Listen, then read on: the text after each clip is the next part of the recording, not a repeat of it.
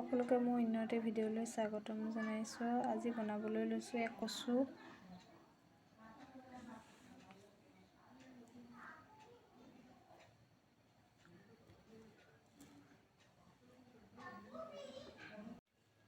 আৰু আমাৰ কচুখিনি ধুনীয়াকৈ কাটি ল'লোঁ। আৰু মোৰ কচুখিনি ধুনীয়াকৈ দুটা হুইচেল দি সিজাই ল'লোঁ।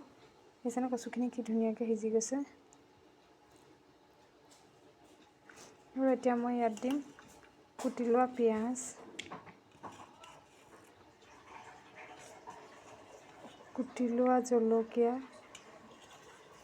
ধনিয়া পাত, জালুকৰ গুড়া,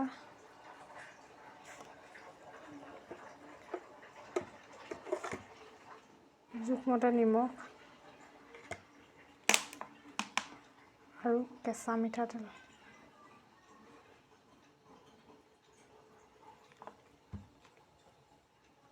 আৰু এতিয়া মই এইখিনি ধুনীয়াকৈ ভালদৰে পিটিকি ল'ম।